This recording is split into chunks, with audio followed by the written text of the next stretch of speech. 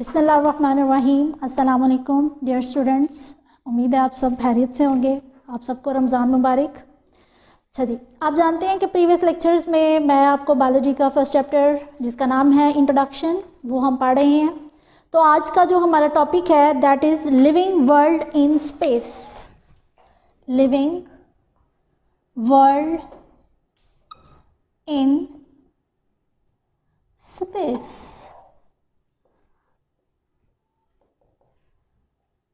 तो यहाँ पर हम कहते हैं कि जो लिविंग वर्ल्ड है दैट इज़ इवॉल्विंग।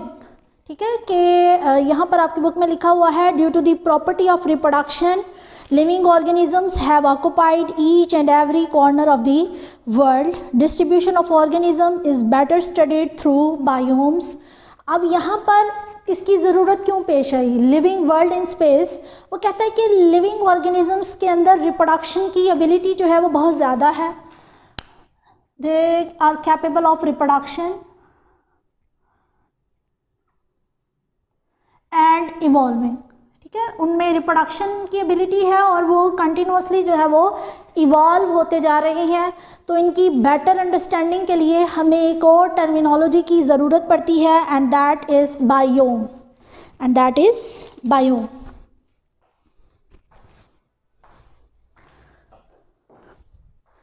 सबसे पहले अब हम देख लेते हैं कि व्हाट इज़ बायोम। बायोम को डिफाइन करते हैं। ये बहुत इंपॉर्टेंट शॉर्ट क्वेश्चन है। Define biome, also right it's example. तो बायोम को देखिएगा, biome is a large regional community, a large regional community that is primarily determined by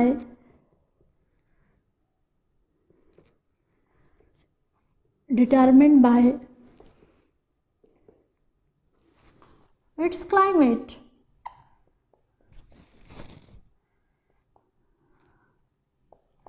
biome एक लार्ज रीजनल कम्युनिटी है और ये किस बुनियाद पर हम इसको डिटरमिन करते हैं कि उस जगह का जो है वो क्लाइमेट कैसा है। अब सवाल ये पैदा होता है कि बायोम को नेम हम कैसे देते हैं, कि किसी भी बायोम को अगर हमने नेम देना है तो उसमें जो उसको नेम देंगे वो देंगे on the basis of major vegetation. Major vegetation. The biomes therefore being named after the type of major plants and major feature of ecosystem. किसी भी बायोम को अगर आपने नेम देना है तो किस बेस पर देंगे? वेजिटेशन की बेस पर और major features of ecosystem, major features of ecosystem.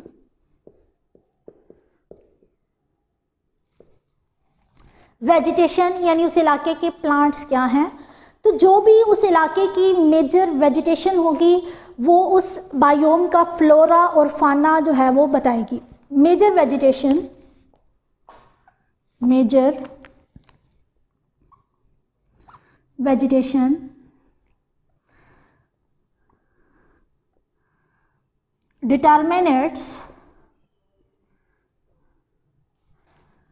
determine that biome flora and फाना।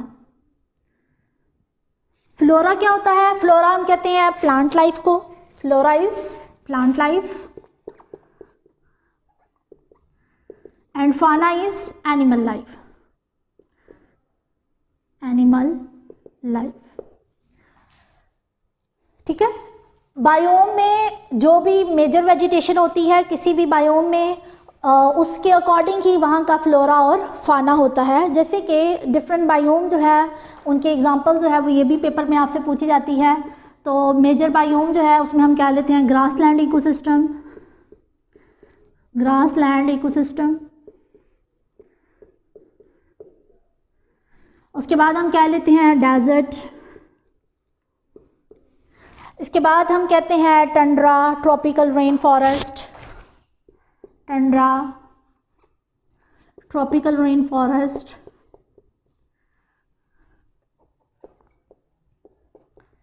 And etcetera. ठीक है, तो ये बहुत इंपॉर्टेंट शॉर्ट क्वेश्चन है बोर्ड पॉइंट ऑफ व्यू से कि डिफाइन बायोम, आल्सो राइट इस एग्जांपल। तो आपने सिंपली डिफाइन करना है कि a large regional community primarily determined bye it's climate. कोई भी कम्युनिटी जिसको हम उसके क्लाइमेट की बेस पर जो है वो डिस्क्राइब करते हैं वो बायोम कहलाती है। बायोम की एग्जांपल है grassland ecosystem, desert, tundra, tropical rain forest. तो इसको समझिएगा कि इसके अंदर जो मेजर वेजिटेशन है वो किस तरह से इसका फ्लोरा और फाना को डिटरमिन करेगी। फॉर एग्जांपल देखिएगा कि जो ग्रासलैंड इकोसिस्टम है वहाँ पर जो ज़्यादा पॉपुलेशन होगी वो होगी ग्रास होपर्स की। किसकी होगी? Grass hoppers. तो क्या आपको ग्रास होपर्स डेजर्ट इकोसिस्टम पर मिल सकते हैं? नहीं। इसका मतलब है कि यहाँ पर वेजिटेशन की अकॉर्डिंग वहाँ का फ्लोरा और फाना यानी प्लांट लाइफ और एनिमल लाइफ जो है वो प्रेजेंट होती है। अब जो डेजर्ट की स्पीशीज़ हैं वो आपको ग्रासलैंड इकोसिस्टम पर नहीं मिल सकती, और जो ग्रासलैंड इकोसिस्टम की स्पीशीज़ हैं वो आपको किसी और जो है वो बायोम में नहीं मिल सकती। तो इसका मतलब है कि हर बायोम का फ्लोरा और फाना जो है वो स्पेसिफिक होता है। तो यहाँ पर जो है ये लिविंग वर्ल्ड इन स्पेस जो है ये कंप्लीट हो गया है। अब हम नेक्स्ट टॉपिक जो है लिविंग वर्ल्ड इन टाइम इसकी तरफ जाते हैं। तो अब हम स्टार्ट करने लगे हैं लिविंग वर्ल्ड इन टाइम। जी, लिविंग वर्ल्ड इन टाइम के जो ऑर्गेनिज्म जो है इसको हम दूसरे लफ्ज़ों में हम कहते हैं age of organism. Age of organisms.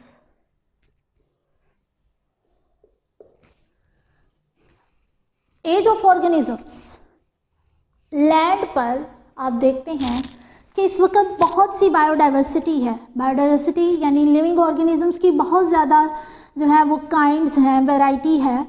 तो ये वैरायटी जो है सडनली यकदम से जो है वो नेचर में जो है वो पैदा नहीं हो गई, बल्कि इसके लिए बहुत ज़्यादा लॉन्ग टाइम रिक्वायर्ड था।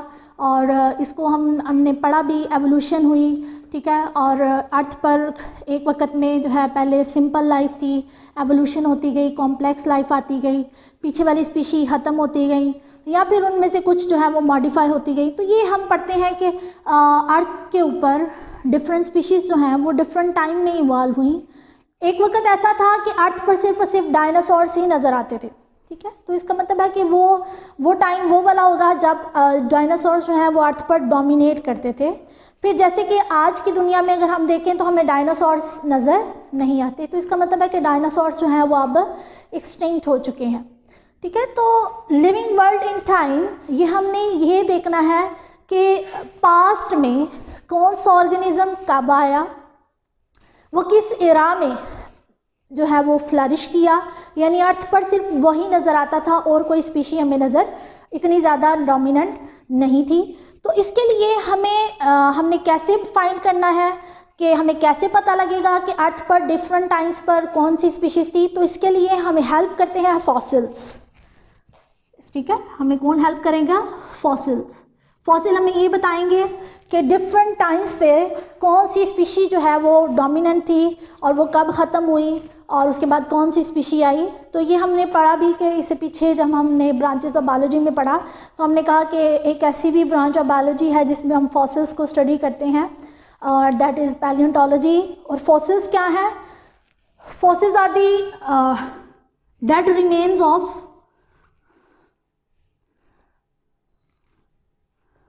plants and animals, plants and animals। ठीक है, और फिर हमें फॉसल रिकॉर्ड से पता लगा कि पहले फिशेज आई। ठीक है, जैसे हम वर्टिब्रेट की एवोल्यूशन की बात करते हैं तो हम कहते हैं कि वर्टिब्रेट की एवोल्यूशन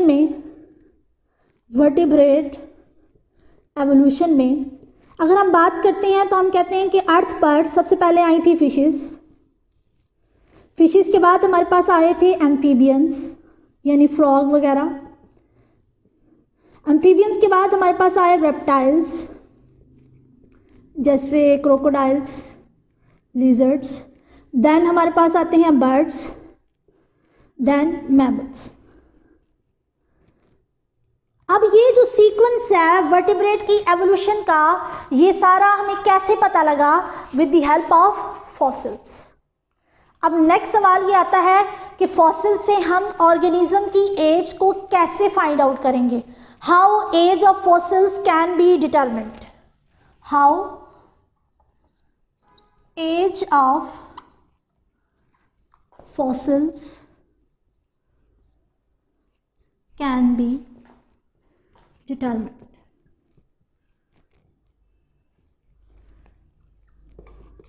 तो यहाँ पर दो मेथड हैं with the help of radioactive isotopes, radioactive isotopes, and the number 2 is sedimentation of rocks. Sedimentation of rocks. अब अर्थ पर जो लाइफ आई, जिस तरह से हम कहते हैं कि अभी टाइम को बताने के लिए हम कहते हैं सेकंड्स हैं, मिनट्स हैं, देन आवर्स हैं, डेज हैं, वीक्स हैं, मंथ्स हैं, ईयर्स हैं, तो इसी तरह से हमने पास्ट का टाइम बताने के लिए, पास्ट में अर्थ का लाइफ जो टाइम है वो बताने के लिए हमने एक चार्ट बनाया, जियोलॉजिकल टाइम चार्ट, कि अर्थ पर कौन कौन सा जो है वो टाइम, कौन कौन से टाइम पे जो है कौन कौन सा ऑर्गेनिज्म जो है वो प्रेजेंट था। तो जैसे मैंने आपको बताया कि हमने खुद अपनी मर्ज़ी से जो है वो बताया होता है कि ये सेकंड्स हैं, ये मिनट्स हैं, तो यहाँ पर भी पास्ट का टाइम बताने के लिए हमने चूज़ किया एरा। एरा के अंदर हमने डिस्कस करने हैं पीरियड्स, जिस तरह से आवर्स, 1 आवर, 1 घंटे के अंदर कितने मिनट्स होंगे? 60 मिनट्स। तो इसी तरह से एरा के अंदर क्या होंगे? पीरियड्स होंगे। तो सबसे पहला जो एरा था, यानी कि अर्थ पर हम कहते हैं कि जो पहला, बहुत पहले जब अर्थ पर लाइफ ओरिजिनेट हुई, तो उस टाइम पीरियड को हमने नाम दे दिया कि that will be the proterozoic era. वो एरा कौन सा था? Proterozoic era. तो हम कहते हैं उसका, हमने कहा कि वो कितने ईयर्स अगो है? That is 2000 million years ago. MYA million years ago. ये की आपने याद रखनी है, MYA मीन्स मिलियन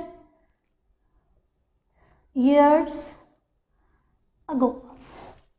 और उस वक़्त सिर्फ और सिर्फ बैक्टीरिया, साइनोबैक्टीरिया, ठीक है, पहली लाइफ जो है वो अगर आई अपीयर हुई तो that will B appeared about 3000 million years ago। उसके बाद हम कहते हैं कि जो दूसरा एरा आता है that is Palaeozoic era, the third era is Mesozoic era, and the fourth and the present era is Cenozoic era. यानी आज का जो एरा है दैट इज सीनोजोइक एरा। फिर मैंने आपको कहा कि एरा के अंदर क्या आते हैं? पीरियड्स आते हैं। तो जो पैलियोजोइक एरा है ये सबसे ज़्यादा लॉन्ग है और इसके अंदर 6 जो है हमारे पास पीरियड्स आते हैं। 6 periods are present in Palaeozoic era: Cambrian, Ordovician, Silurian, Devonian, Carboniferous and Permian. Cambrian period में क्या हुआ? Origin of invertebrates. इनवर्टिब्रेट्स यानी जिनके अंदर वर्टेब्रल कॉलम नहीं था, ठीक है, सिंपल लाइफ जो है वो ओरिजिनेट हुई। फिर यहाँ पर ऑर्डोविशियन में पहला वर्टिब्रेट अपेयर हुआ, यानी जाल स्पीशीज। यहाँ पर भी मैंने आपको वर्टिब्रेट की एवोल्यूशन में बताया कि सबसे पहले जो वर्टिब्रेट यानी जिनके पास बैकबोन, रीढ़ की हड्डी होती है, वो अगर अर्थ पर जो हम देखें कि कौन से वर्टिब्रेट आए थे तो वो थी फिशेस, ठीक है। तो फिशेस आई। सिलोरियन में हमने कहा वेस्कुलर प्लांट्स आ गए और आर्थ्रोपोड्स यानी जिनके पास जॉइंटेड लेग्स थी। डिवोनियन में हमने कहा फर्स्ट एम्फीबियन यानी फ्रॉग, टोड वगैरह अपीयर हुए और इंसेक्ट्स आए। कार्बोनिफेरस पीरियड में हमने कहा फर्स्ट सीड प्लांट, रेप्टाइल्स यानी कि क्रोकोडाइल, लिजर्ड वगैरह अपीयर हुए। पर्मियन में हमने कहा डिफरेंट टाइप्स ऑफ रेप्टाइल्स जो हैं वो जो है अर्थ पर नज़र आए। ट्रायाजिक में डायनासोर्स, बर्ड्स, मैमल्स अपीयर हुए। जुरासिक, आपने जुरासिक पार्क मूवी देखी होगी जिसमें आपको हर जगह जो है वो डायनासोर्स ही नज़र आते हैं। तो इसका मतलब है कि ये बेसिकली वो जो है ये साइंटिफिक जो है ये इस तरह की मूवीज़ होती हैं जिसमें ये बताया गया है कि जियोलॉजिकल टाइम चार्ट में जो आपको जुरासिक पीरियड नज़र आता है उस वक़्त ऐसे बड़े बड़े डायनासोर्स जो हैं वो अर्थ पर डोमिनेट करते थे। और अगर उसका एक क्या कहते हैं पैनोरामिक व्यू लिया जाए तो अर्थ पर सिर्फ और सिर्फ जो है वो आपको डायनासोर से ही नज़र आते थे। तो हम कहते हैं कि जब जुरासिक पीरियड था, यानी आज से अगर हम बात करें 180 मिलियन ईयर्स अगो, तो अर्थ पर सिर्फ और सिर्फ डायनासोर्स जो है वो डोमिनेट नज़र आते थे, और उसके साथ साथ जिम्नोस्पर्म्स थे, यानी ऐसे प्लांट्स थे जिनके सीड्स जो थे वो नेकेड थे, यानी उनके ऊपर कोई कवरिंग वगैरह नहीं थी। उसके बाद क्रीटेशियस में हमने देखा एंजियोस्पर्म्स अपीयर हुए, डायनासोर्स डिसअपीयर यानी वो ख़त्म हो गए। फिर हमारे पास सीनोज़ोइक इरा जो कि आज का प्रेजेंट इरा है, इसमें हम कहते हैं हमारे पास टर्शरी पीरियड है और क्वाटरनरी पीरियड है, ठीक है, और इसमें हम जो है वो आजकल जो है वो रह रहे हैं, और दैट इज़ सीनोज़ोइक इरा। अब ये तो हमने कहा कि हमने फॉसिल्स की एज फाइंड करनी है, तो फॉसिल्स की एज को फाइंड करने के 2 वेज हैं, radio active isotopes and sedimentation of rocks. इंशाल्लाह इसको हम नेक्स्ट लेक्चर में डिस्कस करेंगे। आज के लिए इतना ही। Thank you. अल्लाह हाफ़िज़।